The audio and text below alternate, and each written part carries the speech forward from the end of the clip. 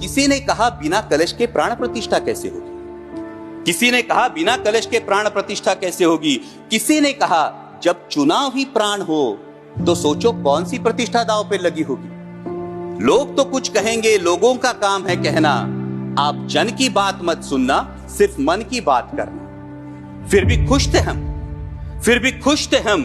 500 साल का सपना जो पूरा हो रहा था, हमारे अंदर का हिंदू भी पूरी तरह से जाग गया था।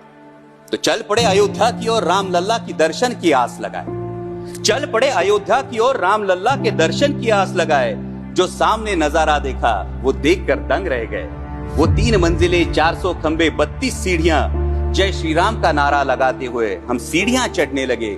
राम लल्ला से क्या गुहार लगाए ये सोचने लगे। पहली सीढ़ी पर याद आई महंगाई, पहली सीढ़ी पर याद आई महंगाई, दूसरी पर देश में बढ़ती बेरोजगारी, तीसरी पर पत्रकारिता की चरण चुंबकता, चौथी पर सेंट्रल एजेंसीज की संदिग्ध भूमिका। हर सीढ़ी पर कुछ न कुछ याद आ रहा था, हर सीढ़ी पर कुछ न कुछ याद आ रहा था। कहीं 15 लाख का जुमला, कहीं किसानों का आक्रोश था, कहीं महिला कुश्तीगिरों की वेदना थी, कहीं सालाना 2 करोड़ रोजगारों का वादा था, कहीं बढ़ती सांप्रदायिकता थी, तो कहीं चुनिंदा पूंजीपतियों पर मेहरबान हमारी सरकार का चेहरा था।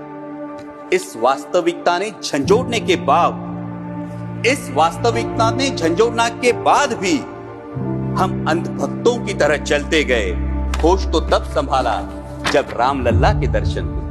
हमें नतमस्तक देख राम लल्ला मुस्कुराते हुए बोले, हमें नतमस्तक देख राम लल्ला मुस्कुराते हुए बोले, मैं कल भी था, आज भी हूं, कल भी रहूंगा।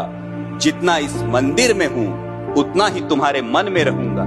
लेकिन याद रखना हमेशा, लेकिन याद रखना हमेशा, मैंने त्रेता युग में रामराज जलाया था, तुम कलयुग में जीते हो जहां संविधान ने गणराज जलाया है। धर्म समाज का किनारा जरूर है, धर्म समाज का किनारा जरूर है, लेकिन देश एक बहती धारा है।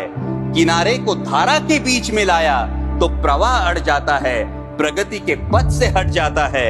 इसलिए धर्म का ठेकेदार नहीं, पहरेदार बनना चाहिए। इसलिए धर्म का ठेकेदार नहीं, पहरेदार बनना चाहिए। तुम रहो न रहो, वो रहे न रहे, ये देश रहना चाहिए, देश का संविधान रहना चाहिए, देश का लोकतंत्र रहना चाहिए, ये देश रहना चाहिए। जय हिंद, धन्यवाद।